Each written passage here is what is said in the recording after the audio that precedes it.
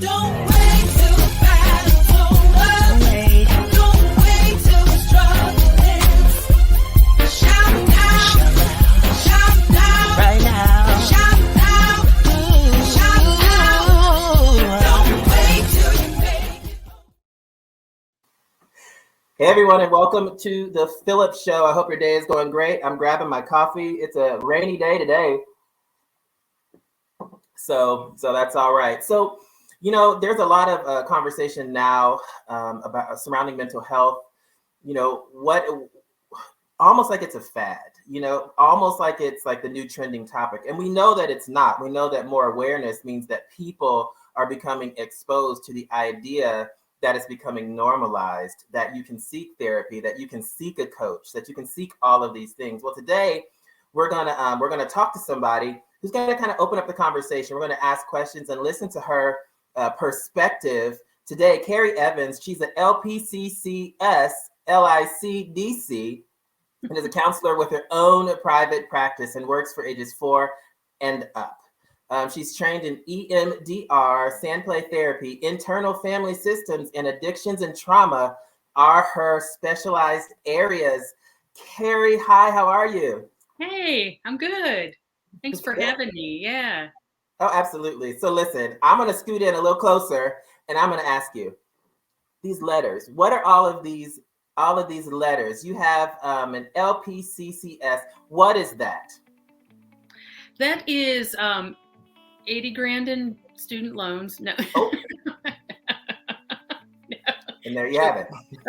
It's a licensed professional clinical counselor with a supervisory status. Well, I know that a lot of people, when they're looking for different support, they see all these letters, and sometimes, all the letters are like, I don't know what that is. I don't know what that is. I know. I don't know what that means. Do you run across that a lot? Yeah, and what's interesting is I didn't either when I went to school. I was just like, I don't know what you're talking about. So right. I just want to work with people. You have also emphasis in sand play therapy. What is that? A lot of people say, oh, you work with kids. I do, but also it's for adults if they wanted to, because all trauma we experience is actually nonverbal. It's in the part of the brain that's nonverbal. And what symbols do is they pull it out of the nonverbal. It gives us like a reflection almost. So it works on a different level. It's really interesting. So that's one of them. And basically I just give people no direction, and I say, just build a picture in the sand. And it's interesting because adults are always saying like, I'm really nervous about this. Really? Yeah. They're like, they want rules, they want guidance, they want direction, because we're used to a structured, this is how I'm going to do it and I'm going to do it right. So they didn't want to, they didn't want to fail to themselves or to me, or, they wanted to know my expectations of it, or they want to. And whereas kids will immediately know what to do. So yeah, that's interesting. There's like sometimes people say that there's freedom with no boundaries. I want to be free to do whatever I want to do. And you're kind of alluding to there's freedom for some people. Sometimes that's chaos to them because they don't know what to do without boundaries. So It's almost I need boundaries so I can be free to not be outside of a boundary. Yeah. And always, am I going to do it wrong? I'm like, well, no, there's no wrong way. And even in that, it brings up a lot of anxiety. It's 100% of the time I have that conversation, which is, I had the same experience because I've done several of my own sand trays in the training. What made you passionate about going into therapy, or did it just kind of happen? Well, with that student loan, it didn't just kind of happen. So. No, it was definitely. So for 15 years, I worked in the food industry as a food scientist. And I worked for a lot of corporations. And in 2005, had a big life change. I sobered up and started to do some of my own spiritual work. Okay.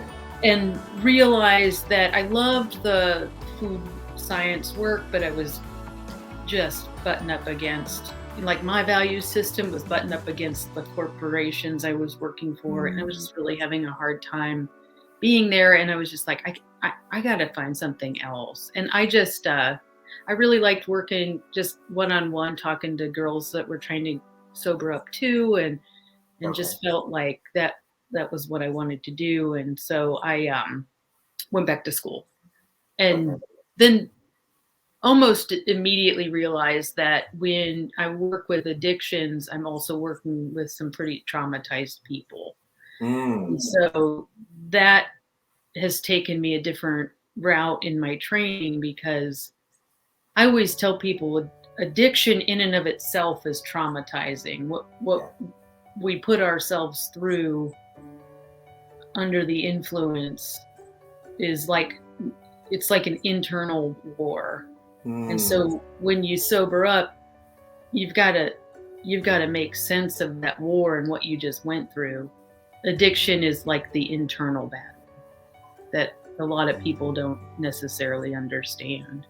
Would you say that you mostly deal with people that have like an addiction background? Is that where you normally find that people are looking for you because of that? In an average environment or typical environment, I normally see like 50% people who are either questioning their substance use, have family members who have it, or are out of treatment and are trying to sustain some sobriety. Right now, based on what you said, and because I see it as well, there is a huge increase in mental health resources. Yeah. Be it a therapist, be it a coach, what have you. What is the difference between going to a therapist and going to, say, a coach? I think that's a great question. There is a difference, but there's also some similarities. So first of all, coaches don't have like the regulations that therapists have.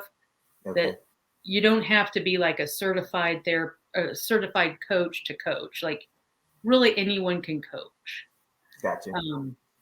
So that's one of the technical differences. And I'm not saying anything about bad, good, or indifferent here. So Right. That's just one of the major differences. Like they're not trained in going deep into a traumatic childhood and exploring like the wounded spaces so much. They could be, they could pick that training up, but it's not, it's not the same as like doing a diagnosis and so training. The prerequisites for both are different. The prerequisite for a coach is a lot lighter than, say, the prerequisite for a licensed therapist. Yeah. Like I have to take a couple tests to get the first license. I had to take a test. I had to take a test for the second license. And then for the LICDC, I had to have tons of hours of experience. It's almost like an apprenticeship in a way. And I have to keep that up through the board. Now there are coaches, like coach certification programs, and there's, I think I want to say it's called the ICF or something like that along those lines.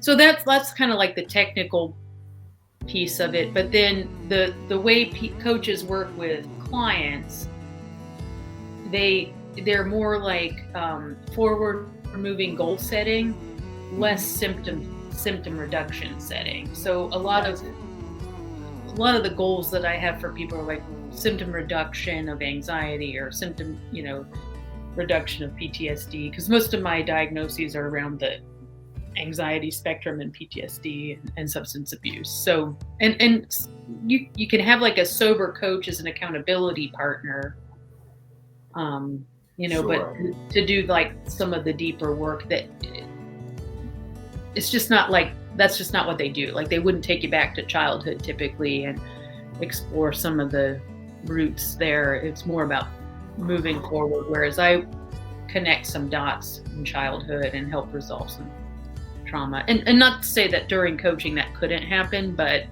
but there's just a difference. Yeah. And I guess there will be an expectation difference too. So if I'm going to a coach, I really don't expect the experience of a therapist. Right. Got it. Right. Got it. Why do you think asking for help or going to see, or do you think, or going to see a therapist or even a coach, why is it so hard for people to do? Well, I think for a lot of different reasons. I have found the younger generations are like, oh, I just know I need a therapist, and Okay. they don't have, and I'm generalizing, but Right. but for the most part, they love to come. They don't care. They tell their friends, um, but I think I was thinking about this the other day. We we as a culture in the United States are so we praise ourselves on being autonomous and being able to do everything ourselves, and Mm. again, generalizing, but I think there is a cultural piece here, or societal piece here, that if you can do it on your own, good for you, and you don't need anyone else. So there's one barrier. Yeah. But the other piece, it takes a tremendous amount of courage to walk into a stranger's office and dump all your crap out. It's like, I gotta, I try to acknowledge that when someone comes in, like this, I get that this takes a lot of courage. Like, you don't know me. Yeah.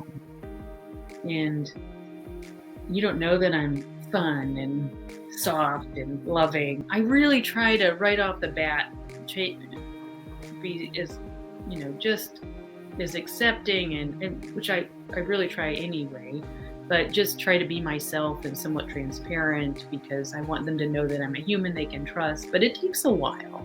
So I think that that's another barrier. The other thing is what we hear and see on TV about therapy and cost. What if I end up with $500 worth of therapy bills every month, because it's expensive. Yeah. I one of the things that you said is really, there's like two, in my mind, when you said it, there are two different demographics. One are the trendy people who just go to therapy, because I need therapy and I'm going to go. So it's like the in thing. And it's like, I'm just going to go. And then they may or may not have the idea to have substantive conversations. They're just at therapy. Yeah. And just being at therapy is the cure. I don't really have to deeply participate. And then you have kind of the other ones who are apprehensive to go, but they're there, but it's hard to share because of the weight of what they need to share. Right. Right. So, and we'll go deep with me. That's how I'm trained, and that. And people sometimes get scared, and I honor that. And like, either they aren't ready, but I do try to meet them where they're at with it. Yeah. But yeah. So some of the ones that come in and they're like, I never thought I was traumatized till I talked to Carrie, and now I'm like, now I'm a mess. Jeez, that wasn't a fit. Right. This is nothing like it is on TV. Right. but no, again, I just really appreciate the trainings that have been offered, because they have given me a deeper understanding of myself, and so that I can come in a little deeper with my clients and they feel safe.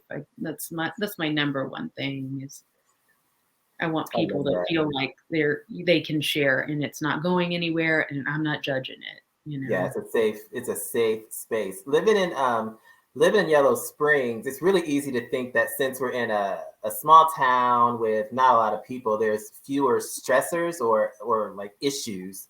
What have you found to be true about mental health based on like our population size? Well, another good question, because so we moved here in January, and so I still have an office in Cincinnati, and I see clients out of there, which is where I've seen most of my clients. Mhm.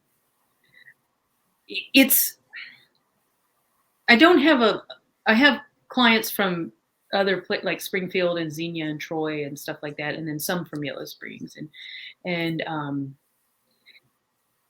it's amazing how the brain works, because it doesn't matter what the issues are. There's anxiety, Mhm. and so the way I work with people is just I love the stories, I love the details, and I also listen for, where are you struggling? Where are the conflicts? What are the symptoms? And those don't change. Gotcha. You know what I mean? Like within the diagnoses, those, it doesn't really matter where you live. They don't change. Yeah. And so Yeah. It's almost like where there are people, there is anxiety. exactly. Doesn't matter where we are. It's just, I don't want to say it's part of the human condition, but it's kind of understood to be seen wherever there are people. Well, I took this training a while back, and it's called Rewire the Anxious Brain. And that's a book I highly recommend for anyone. And I love the presenter. She was, I can't remember the woman's name that wrote the book, but she wasn't the same as the presenter. But the presenter was like, she just kept saying, we come from the anxious people. And so if we weren't anxious, we would have gotten eaten by the tiger, or ran off the cliff. Anxiety protects us. Anxiety keeps us from running the red light. So to have a goal of eliminating anxiety it's unattainable. To have a goal of, I'm going to manage my baseline anxiety without having panic attacks or too much that I can't think straight, literally. That's an attainable goal. So what I usually do is have the client go in and ask them what the anxious part's telling you. What's coming up, and typically within there's images it's still holding. Anxiety is a survival response. And so we need it. It also drives us to do better, So there's positive anxiety. Yeah, I think we could label. I think that it all has a story to say. I'm very much a counselor, right? Like, nothing's negative, Phillip. Yeah. I'm like, but. But if you go into the anxious part, let's hear the story. Why is it so over anxious, right? So I call that a reactive anxiety space, where it is getting in the way of quality of life. Yeah. I love how you use the word manage, and not that you diminished the weight of anxiety, but you put it into perspective, and to say, anxiety is dynamic, and it can lead you to do some very positive things, or it can cripple you in some other areas. And it's how you identify and manage it. And I love that, because it almost puts the power back into the hands of the individual. Like, if it were me, I would almost be okay with saying, oh, I'm not a mess because I have anxiety. Let me just manage it. There's something that I can do. And I don't have to have the defeatist mentality of, I can't get rid of my anxiety. I can't get rid of it. It's like, well, no, you won't, but we can manage it. Right. Yeah. We don't want to get rid of it, honestly. It's actually, the woman during that training was talking about a person whose part of the brain that our brain has anxiety, the almond shaped, the hippocampus, maybe, I can't remember. It's either the amygdala houses it, right? So I would help you, but I'm like, listen. There's a part of the brain, and I'm sorry, it's escaping me, but this woman's part got damaged to the point of where she actually didn't have any anxiety. And she had to have someone with her all the time, because she wasn't able to distinguish what was safe and what wasn't. Oh. So So there, Huh. yeah. So there's that book is just fantastic. Rewire the Anxious Brain, and Yeah. it talks about how we can think ourselves into an anxious state, or our events in life have really branded our psyche so much so that the smoke alarm in our brain goes off all the time because it's constantly being triggered, Yeah. and that's where anxiety gets in the way. Yeah. You know, and Look, I that's feel like where I'm in therapy. I'm like, yes, that's exactly what happened. you can cry. Like, and then I was standing there. Yeah. Oh, Yeah. But that's really, I mean, that is it's profound, and it's almost, again, we're going back to freeing. It's almost freeing to know that even as messed up as we are, there's rhyme and reason for where those compartments are, and there's a way to address them in a healthy way without kind of causing more harm, thinking that you're super damaged, or you're super this, or oh you're yeah, overly that, because then your anxiety, like, you're anxious about your anxiety, and right, then you're in the corner like absolutely. rocket. Yeah. Throwing in the towel. Just sitting there like, I just don't know. Yeah. so for Well, so for go ahead. I was gonna say, I mean, we do have a lot of like this. Well, social media, I could talk for 1,000 hours on how damaging Mm, this is. So, but mm, there's this expectation of we should always be in this Zen state, and why aren't we? And all that stuff that we see. I don't know how many like home app stuff I get throughout the day, and you should be doing this and should be doing that. When you start where you're at, and you yeah. just accept like I have anxiety.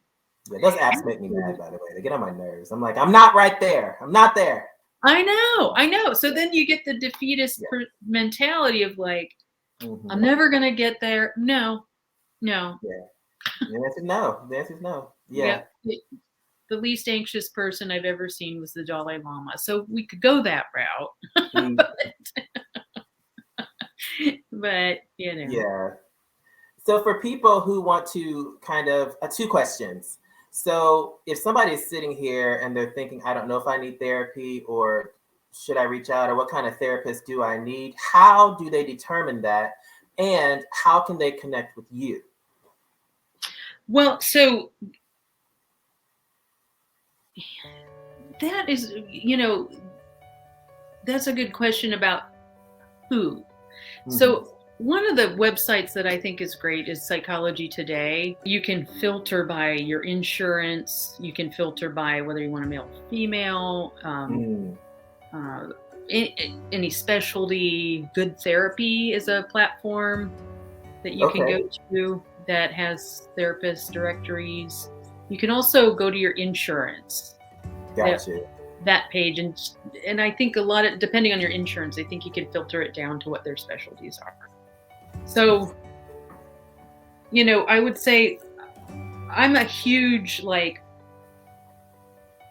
fan of going, if you're struggling with an addiction, go to somebody who says I work with addictions. Like that, not everybody loves that area. Yeah. I don't work with couples, and Okay. so I've tried it. I just am not good at it. I feel Yeah. like Well, I think there's strength in knowing, who you're not as well. yeah, yeah, So, and then that gives you time and kind of space to be stronger in the areas that you're number one interested in, and number two, you're good at. yeah. And I love working with kids. Mhm. I do work with a lot of kids, and I spent my first 4 years in the mental health field working for Children's Home of Cincinnati as a school-based therapist, and worked with a lot of teens, and I just loved them. I mean, I loved them. They're all so wonderful.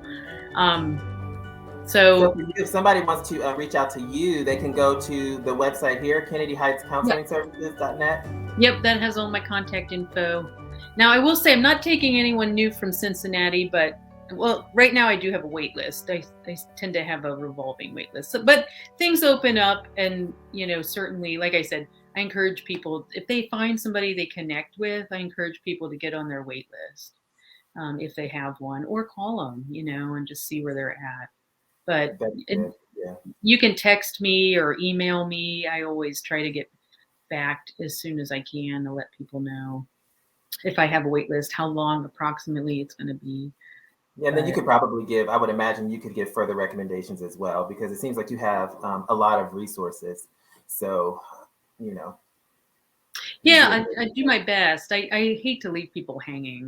Yeah, Again, I think it just takes so much courage to pick up that phone that it breaks my heart to say, well, shoot, I can't right now, but mm, I'd love to help. Here's a couple people. So I do have some people that I know that are open. I actually really like Lay & Associates. I'll give a shout out to them because they've been really, Anne has been just like so welcoming and brought me into the private practice scene, because it's a little bit like, I don't want to say lonely because I get to see my clients, but I don't have coworkers. It's just right. me. So, Yeah. and I do most of it now that we're still in the pandemic. I do a lot online still. And Yeah. so I occasionally have people in my office, but it's not anything like when I first started, where I never did online. Gotcha. So, Now it's a world of online and safety and precautions. So that's really good that help and resources is still made available through technology. yeah. I'm praying the insurance keep it that way, because it's just, I think everyone's been able to access, not everyone, but people that are wanting to have had it. It's just been so much more accessible. And honestly, I always am in my own therapy. Like I don't see going to therapy as there's something wrong with me. I see it as a really, it's just a growth opportunity for me. And my philosophy is the deeper I go, the deeper my clients can go. And the more I can sit with my own stuff, because you get triggered when you're in sessions with clients. So the more I know my internal world and my triggers, the less reactive I'm going to be. So, and the more like loving and just curious I can be about theirs, and less like, well, no, they should have never said that to you. Jeez. Yeah. You have a better. Yeah. You have a wealth of context, more context. And how to respond. Yeah. Well, Carrie, I appreciate you for being here today, and you're such a delight and such a resource. And, yeah. Thank you. Oh my gosh, I was so excited when you called or when you text. I was like, yay. It was actually the day after my retreat. I do want to just put a plug in. We're probably going to do another one in February, and it's a day-long retreat where we just explore your, some of the stuff going on for you. We do some cool activities, and the last one we had was just a blast. We had so much fun. Oh wow! So go ahead. And I am going to do a training too. That's the other plug I want to put in. I'm going to do a training for clinicians on trauma and addressing any kind of internal trigger you have with clients. So if anyone out there is a clinician and they're interested, they can certainly reach out to me. So awesome. Well, what an honor. Thank you so much, Phillip. Oh, you're welcome. The pleasure is all mine. Thank you. And I'm just going to go somewhere and feel better about my anxiety. Yes, you should. Just accept it. What's it need? Yeah, it is what it is. Thank you, Carrie. Needs a cup of coffee. That's Carrie Evans. And I'm super excited that you're able to see the resource. You're able to hear the resource. You're able to hear what therapists do, what coaches do. And even through this, you can see the necessity for talking through something with someone, because you discover a lot more about yourself, a lot of the perspective that you may have that may be out of line, out of whack, and just get realigned with your purpose, your center, and just having those conversations. So I'm going to provide you with all the information that you need to reach Carrie, to go to her retreat, to learn more about the courses and the classes and the workshops that she's going to have, because she is a resource. And just remember, as I always say, that you are the best you in the world. And we will see you next time on The Phillip Show. Don't wait till the battle's over.